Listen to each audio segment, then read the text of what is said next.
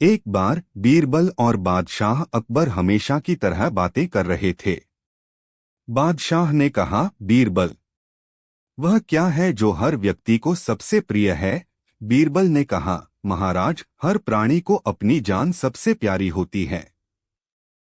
क्या तुम साबित कर सकते हो? सम्राट से पूछा। हाँ, मैं कर सकता हूँ, बीरबल ने उत्तर दिया। कुछ दिनों के बाद बीरबल बंदर के एक छोटे बच्चे को उसकी माँ के साथ महल में ले आए। महल के बगीचे के मध्य में एक बड़ा तालाब था। बीरबल ने नौकरों को टंकी खाली करने का आदेश दिया। उन्होंने उनसे टैंक के बीच में एक लंबा खंभा खड़ा करने को कहा। बाद में उसने बंदर और उसके डैबी को टैंक में छोड़ दिया और नौकरों से धीरे धीरे टैंक में पानी भरने को कहा। सम्राट ने यह सब दिलचस्पी से देखा। जैसे ही पानी का स्तर बढ़ने लगा, बंदर अपने बच्चे को शरीर से चिपकाकर खंभे पर चढ़ गया।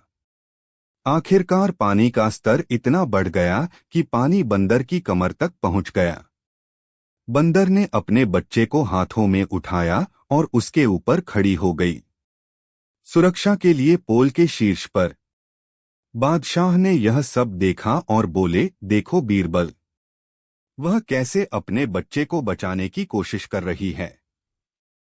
इसका मतलब है कि उसका बच्चा उसे अपनी जान से भी ज्यादा प्यारा है। इस बीच पानी का स्तर उसकी गर्दन तक बढ़ गया। पानी उसकी नाक और कान में घुसने लगा। ऐसा लग रहा था मानो उसे डर था कि वह डूब जाएगी। बंदर ने कुछ देर इधर उधर देखा और फिर अपने बच्चे को उसके पैरों के नीचे रख दिया। फिर वह अपने बच्चे के पास खड़ी हो गई और पानी से बाहर आने की कोशिश करने लगी। अब देखिए महाराज, अपनी जान बचाने के लिए उसने अपने बच्चे की परवाह नहीं की। उसने अपने बच्चे को अपने पैरों के नीचे रखा और अपनी जान बचाई। क्या इससे यह साबित नहीं होता कि हर किसी को अपनी जान सबसे प्यारी है? सम्राट इतना आश्चर्यचकित था कि टिप्पणी करना शब्दों से परे था। उन्होंने बस इतना कहा, बीरबल, तुम जो कहते हो वह सच है। जीवन निश्चित रूप से सबसे प्रिय है। बीरबल मुस्कुराए और नौकरों को तालाब में पानी का स्तर कम करने और बंदर और उसके बच्चे को बचाने का आदेश दिया। 75 प्रतिशोध। एक बार बादशाह के दरबार के काजी, जो बीरबल की प्रसिद्धि से ईर्ष्या करते थे, ने उनसे छुटकारा पाने का फैसला किया। वह पास के एक शहर में गया और वहां उसने एक विशेषज्ञ के मार्गदर्शन में भेष बदलने की कला सीखी। कुछ समय बाद वह इतना लोकप्रिय हो गया कि बादशाह अकबर ने भी उसे दरबार में बुलाया। वह नकलची के वेश में दरबार में आया और बोला, महाराज, मैं शेर का अभिनय बहुत अच्छे से कर सकता हूँ, लेकिन यथार्थवादी प्रभाव के लिए मुझे एक आदमी की आवश्यकता होगी जिस पर मैं हमला करूंगा। हालांकि यदि वह मेरे शेर जैसे क्रूर कृत्य में मनुष्य अपनी जान गंवा देता है, मुझे माफ कर दिया जाना चाहिए और आजाद कर दिया जाना चाहिए। बादशाह ने उसकी शर्त मान ली, लेकिन बीरबल को संदेह हो गया। उसने सत्य का पता लगाने के लिए नए आए नकलची के पीछे अपने जासूस भेजे। जासूसों ने बीरबल को सूचित किया कि नकलची संदिग्ध चरित्र का है। अगले दिन दरबार दरबारियों और मेहमानों से भरा हुआ था। अचानक शेर के भेष में नकलची भयंकर दहाड़ता हुआ दाखिल हुआ। मिमिक ने एक खूंखार शेर का अभिनय इतनी खूबसूरती से पेश किया था कि कुछ दरबारी तो लगभग डरकर मर ही गए थे। कुछ देर तक नकलची दरबार परिसर में इधर उधर घूमता रहा और फिर अचानक वह बीरबल पर झपट पड़ा। बीरबल ने डरने का नाटक किया और जोर से चिल्लाया। हालांकि नकलची ने अपने कृत्रिम पंजों से बीरबल के शरीर पर हिंसक तरीके से वार करना शुरू कर दिया। बीरबल के कपड़े फाड़ दिए गए, लेकिन चूंकि बीरबल ने अपने पूरे शरीर पर लोहे का कवच पहन रखा था, इसलिए नकलची उन्हें घायल नहीं कर सका। मिमिक के अद्भुत प्रदर्शन से सम्राट प्रसन्न हुए। उन्होंने बीरबल से पूछा, बीरबल, तुम्हें दरबार में मौजूद किसी भी अन्य व्यक्ति की तुलना में नकलची के प्रदर्शन का बेहतर अनुभव था? बताओ, मैं उसे क्या इनाम दूं? महामहिम, उनका शो अद्वितीय था, इसलिए ऐसी विशिष्ट कला के लिए कोई भी पुरस्कार पर्याप्त नहीं होगा। फिर भी यदि नकलची सती का अभिनय करता है और उत्कृष्ट प्रदर्शन करें, मैं आपसे अनुरोध करूंगा कि उन्हें अदालत में एक वरिष्ठ मंत्री नियुक्त किया जाए। काजी बहुत खुश हुआ। उसने सोचा, सती का भेष धारण करना बहुत आसान है। फिर मंत्री बनने के बाद बीरबल को कमतर आंकने का उनका सपना बहुत आसान हो जाएगा। अगले दिन नकलची सती के भेष में उसके मृत पति की चिता में प्रवेश करने के लिए आई। खुले लंबे बाल, माथे पर कुमकुम, गले में गेंदे की माला, धीरे धीरे चलते हुए वह बिल्कुल सती लग रहे थे। इस परफेक्ट भेष से वहां मौजूद सभी लोग काफी प्रभावित हुए। लेकिन बीरबल ने कहा, महाराज, जब तक नकलची वास्तव में जलती हुई चिता पर नहीं बैठता तब तक यह कार्य अधूरा और अवास्तविक है। देखिए, मैंने पहले से ही पास में एक चिता की व्यवस्था कर दी है।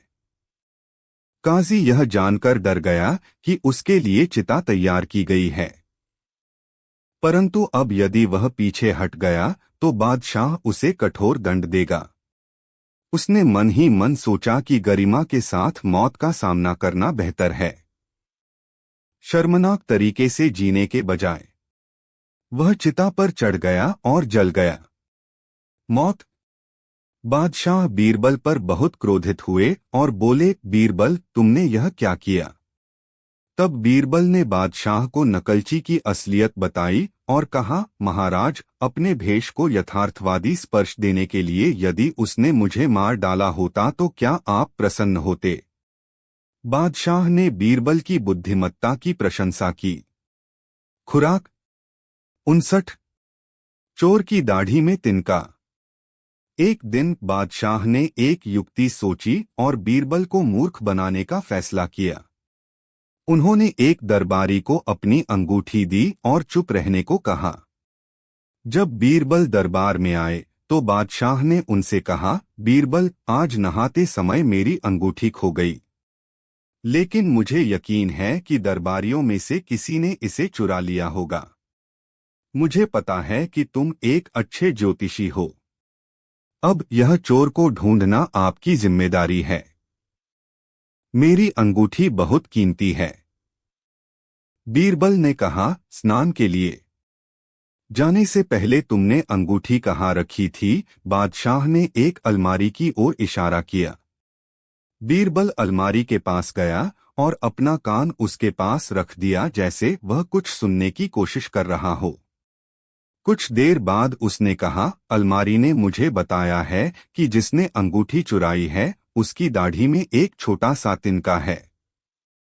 जब दरबारी जिसके पास अंगूठी थी उसने बीरबल की बात सुनी तो उसने अंगूठी को जांचने के लिए उसकी दाढ़ी को छुआ। बीरबल ने दरबारी को अपनी दाढ़ी जांचते देखा और तुरंत उसे बादशाह के सामने ले जाकर कहा, महाराज, यही चोर है। बादशाह बीरबल से बहुत प्रसन्न हुए और उसे अच्छा इनाम दिया।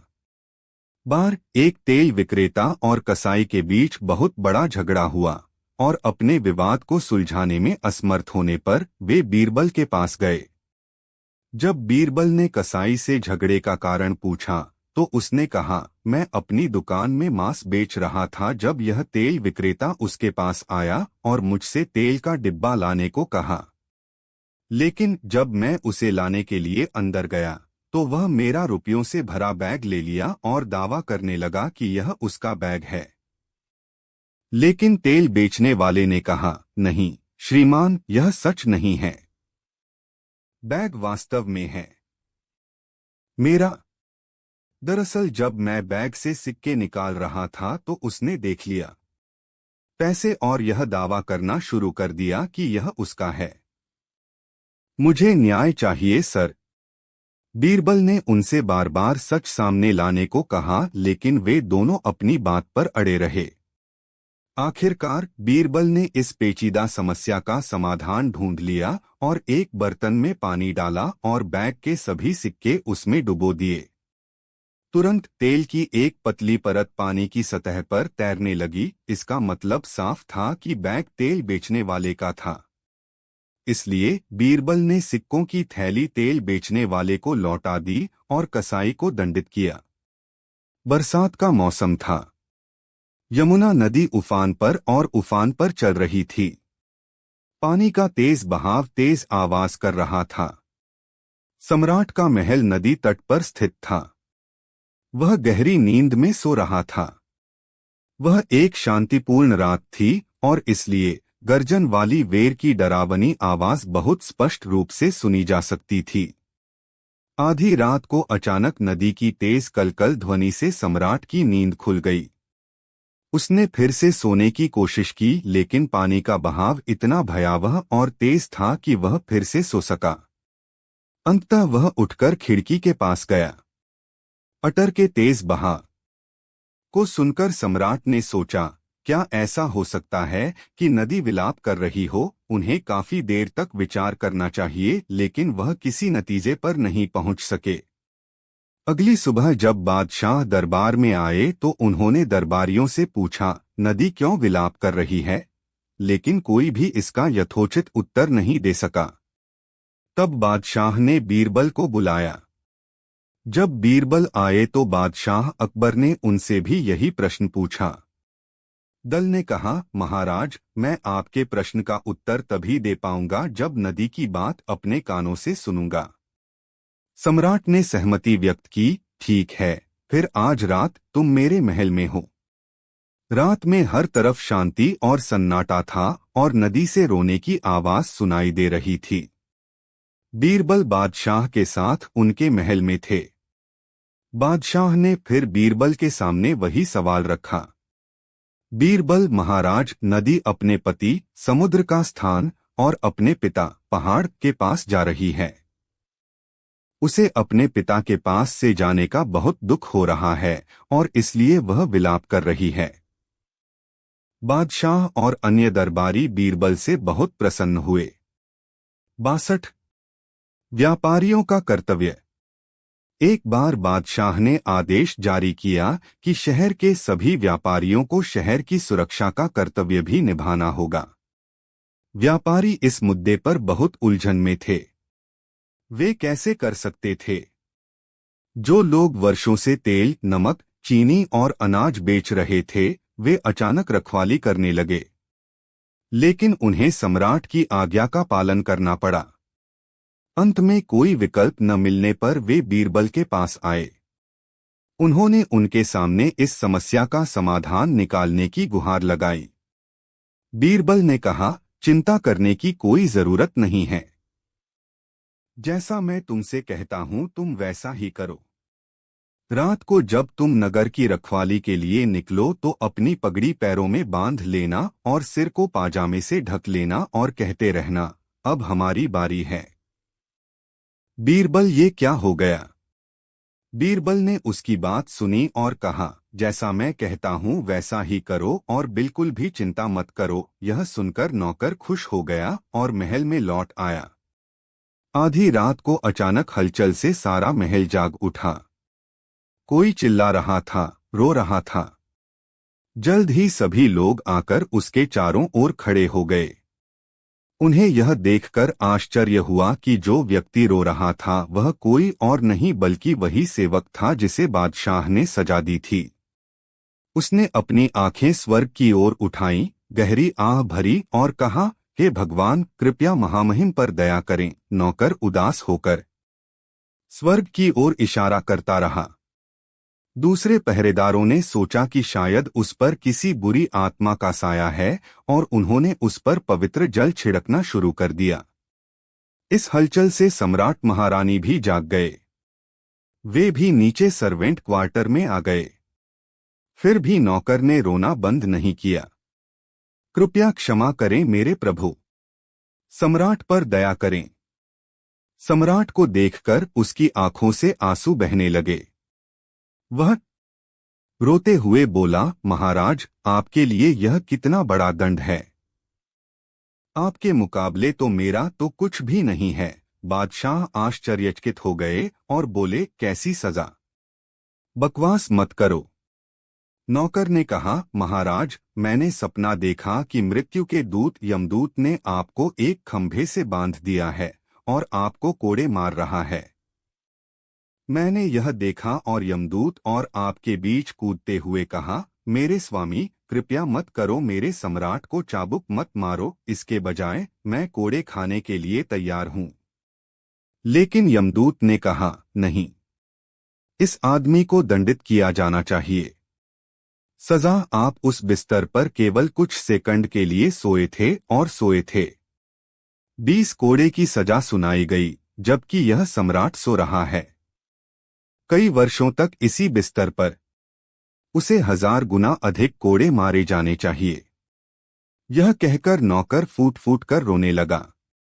बादशाह चुप रहे और अपना दंड आदेश वापस ले लिया। उन्हें इस नाटक के मंचन में बीरबल की भागीदारी का पूरा यकीन था। 24 बीरबल और हाथी। एक दिन राज दरबार में एक व्यक्ति के कर्म और भाग्य पर बड़ी चर्चा चल रही थी।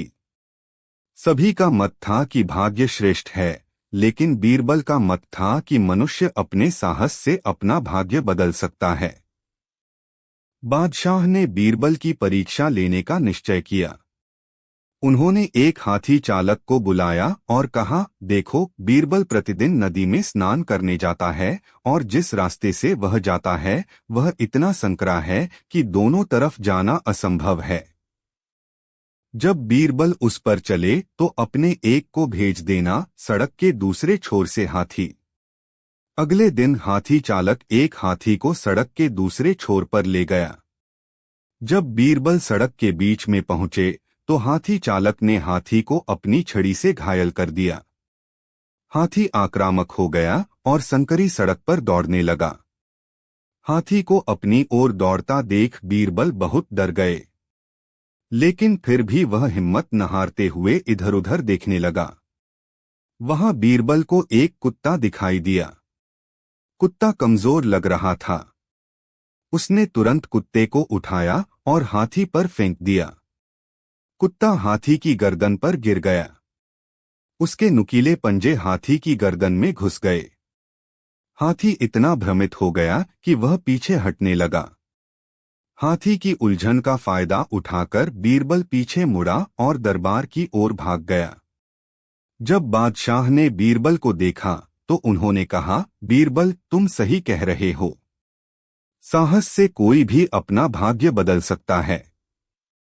अब मुझे पूरा विश्वास हो गया है।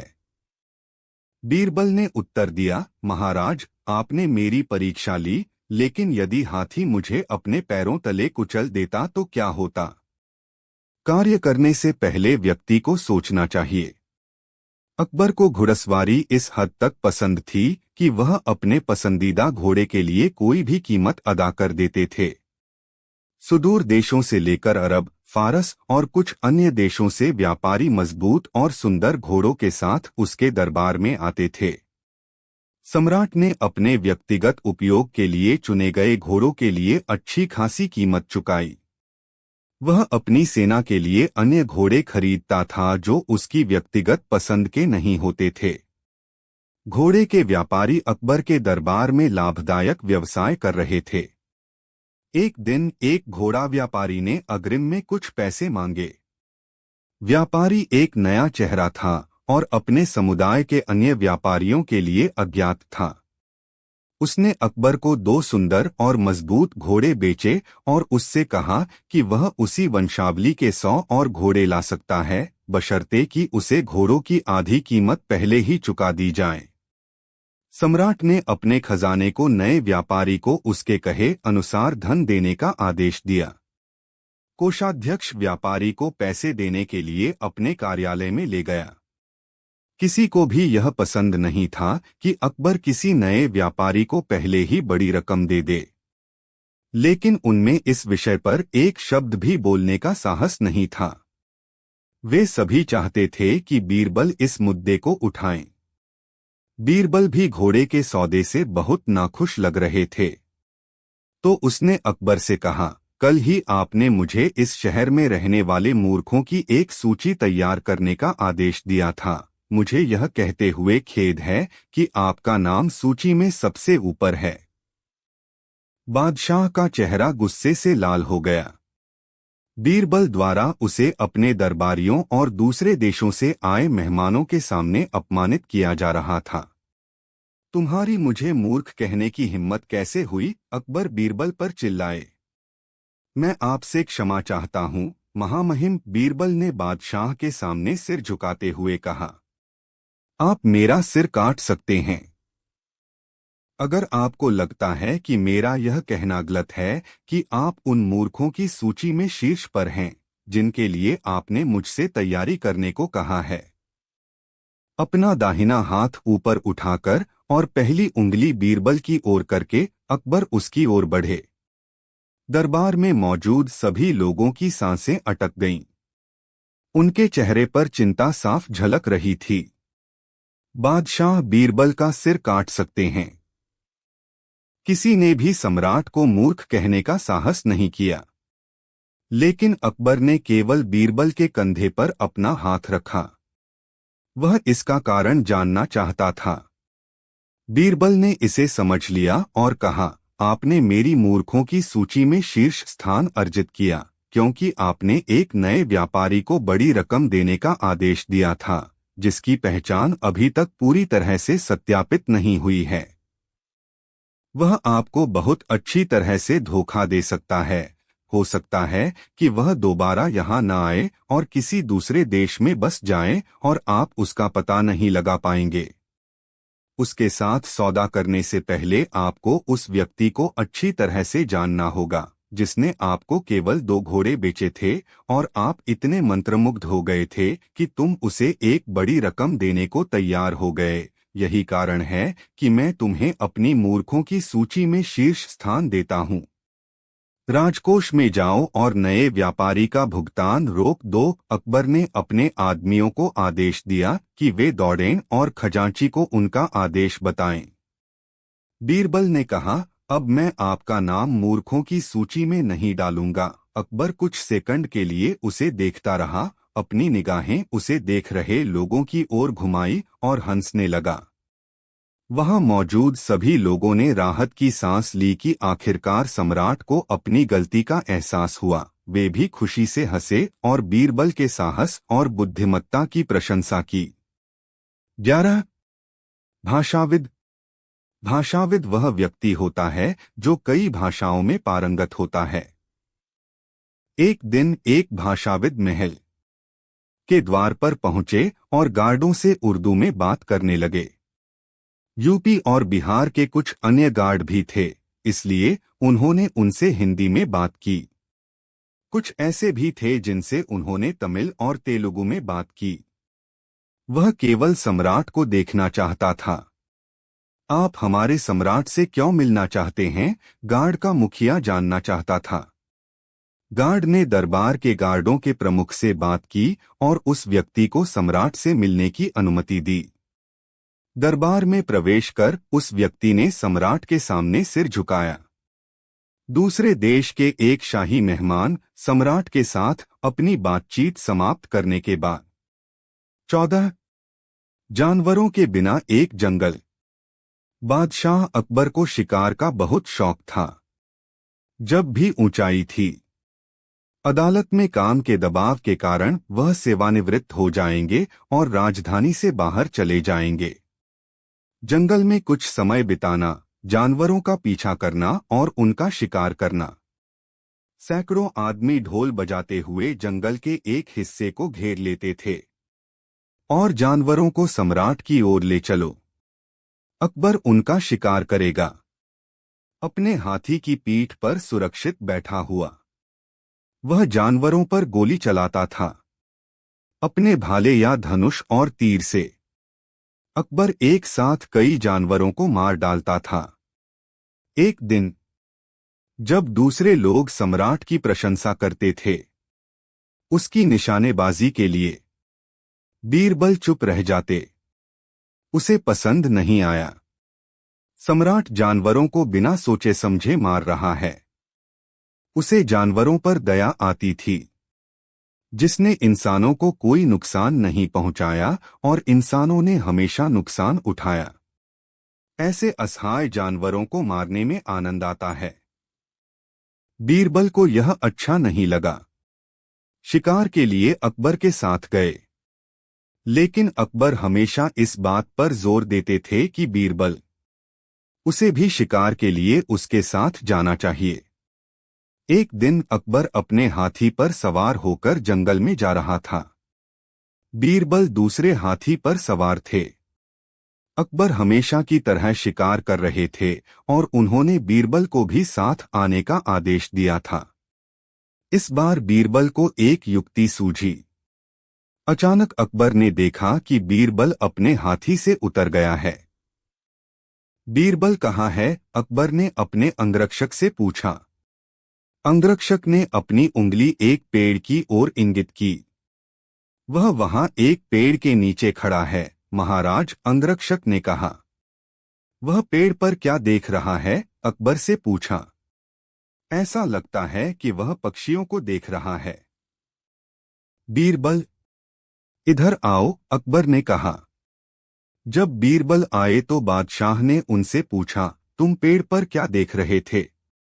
पक्षियों को, महाराज, बीरबल ने उत्तर दिया। मैं पक्षियों की आवाज सुन रहा था। 23 राजसी आनंद। एक नौकर जो शाही शयनकक्ष में सम्राट का बिस्तर बनाता था, एक दिन उस पर कुछ देर लेटने के लिए ललचाया। फिर नौकर चुपके से उस पर लेट गया, लेकिन फिर वह इस डर से जल्दी से उठ गया कि कहीं कोई उसे देख न ले। 09 लेकिन एक गार्ड ने पहले ही उसे बिस्तर से उतरते हुए देख लिया था। दुर्भाग्य से गार्ड और नौकर के एक दूसरे के साथ अच्छे संबंध नहीं थे। इसलिए पहरेदार तुरंत बादशाह अकबर के पास गए और उन्हें बताया कि नौकर ने क्या किया है। यह सुनकर बादशाह क्रोधित हो गए और आदेश दिया, कल सुबह उस नौकर को 20 कोड़े मारने की सजा देना। नौकर यह जानकर डर गया कि उसे ऐसी सजा मिलने वाली है। वह तुरंत बीरबल के यहाँ गया। वहां उन्होंने बताया।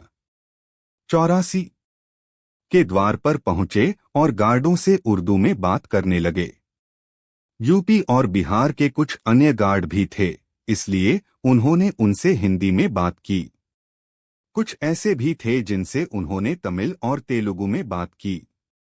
वह केवल सम्राट को देखना चाहता था। आप हमारे सम्राट से क्यों मिलना चाहते हैं? गार्ड का मुखिया जानना चाहता था।